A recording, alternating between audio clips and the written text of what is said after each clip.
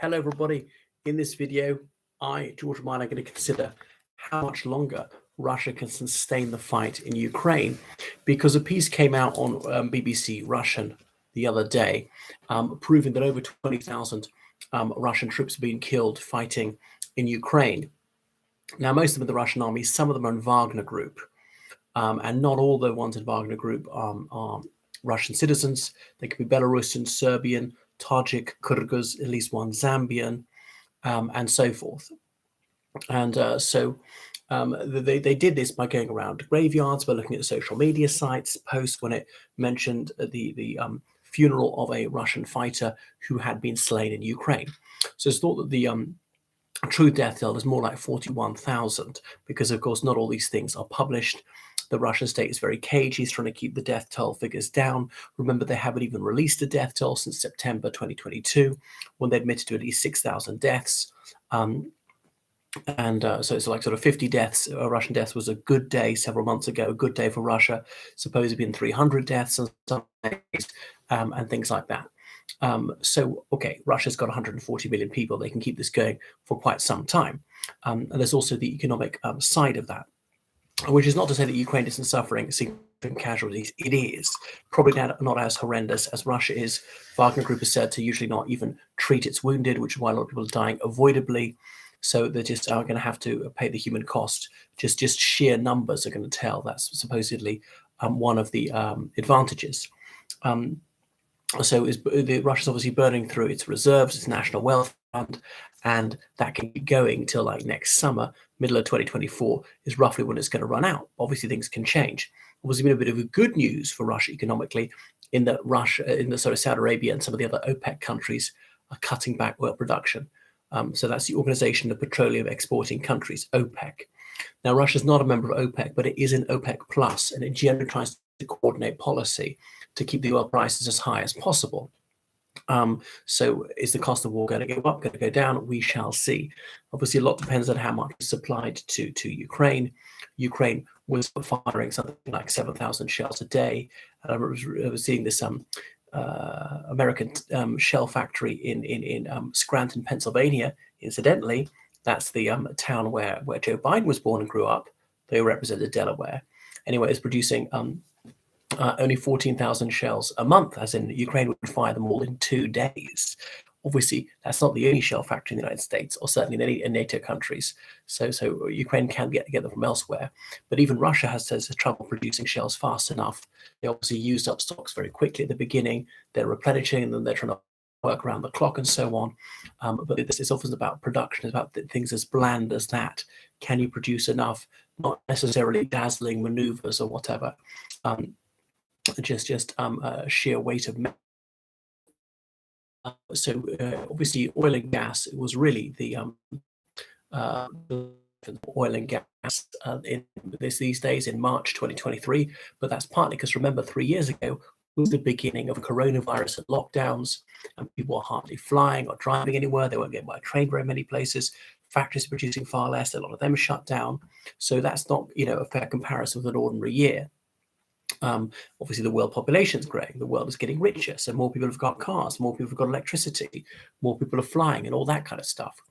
But nevertheless, Russian oil revenue is down from what it was in March 2022. Bear in mind that 2022 was actually still quite a bad year. We're only kind of just lifting out of March 2021, only just lifting out of coronavirus. Anyway, so there have been lots of sanctions against Russia. There have been price caps on the oil that they can send to European Union countries. European Union countries are trying to move away from it. The United States has stopped purchasing Russian oil and gas altogether. They never purchased very much. So Russia has reduced its oil production by 500,000 barrels a day. And that's obviously working in close consort with OPEC. So anyway. Nevertheless, so Russian oil exports in 2023 were up 600,000 barrels per day.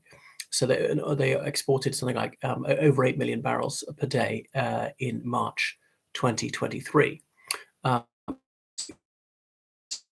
coins are about $12.7 billion, but nevertheless, that's 43% down on 2022. Admittedly, prices were very high, so exporting a lot to India, Pakistan, China, and Turkey, and selling at below market price. Still a profit for Russia, though, to try to, because out of gratitude to these countries, so to keep them trading normally with Russia. Oh, we're right, Turkey voted against Russia in the United Nations, but has not imposed any sanctions whatsoever to try and keep them sweet, and therefore Azerbaijan sweet. Yeah, I mean, probably the oil prices are going to rise again. Now we're completely out of coronavirus, so you think prices would go up a bit anyway. But India is the single biggest purchaser of Russian oil these days. So how long can they sustain it economically? Well, a lot depends on what happens with the price of oil, gas, to some extent coal, fertilizer, grain, any other exports. Armaments, they're going to make almost no money out of that because they need all these arms for themselves, and their arms have been proved to be hugely inferior. I mean, everybody knew they were a bit inferior, and they were cheap, but they were still worth it because you could buy a lot of them, even though they weren't terribly good, but maybe they're not worth having at all. So, as I say, I think at least till the summer of 2024, maybe longer. So what they're holding on for is that Trump will come back in January 2025 and rescue them. If not Ron DeSantis, or would Joe Biden change course? Will he drop dead? Because remember, about 80% of Ukrainian military aid comes from the United States. If the US cuts off Ukraine, it is game over for Ukraine, because European countries are not willing to provide enough arms for Ukraine to win. If Ukrainian countries did so, then if pro-Ukrainian countries did so, if European countries armed Ukraine sufficiently, it would have won already. They asked for 300 tanks. NATO's got several thousand tanks. If NATO gave even 10% of its tanks, that'd be more than enough for Ukraine. Modern fighters, but okay, it takes them like 2 years to train a pilot on a new fighter. Now, that's partly because you don't want them to crash in some peacetime training exercises, just not for combat. You might say, well, can we cut a bit corners because it's a conflict situation anyway? We just need to slightly rush this, do it in a year, do it in 6 months. I mean, I don't know the first thing about aviation. It probably shows. So it will require European countries to step up to the plate, realize that Ukraine's security is their security. If Russia succeeds with this, Ukraine shall not be the last victim.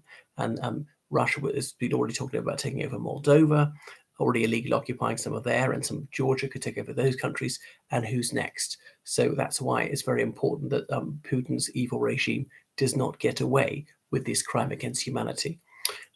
So I think Russia can sustain this for some considerable period. There appears to be really no unrest. Putin's actually still fairly popular, going to be re-elected in March 2024. Now, of course, he'll rig the elections. The turnout will be quite low. There's a lot of political apathy, but there's no doubt that there is some genuine popularity, and some people believe the state propaganda. Thanks for watching. Goodbye.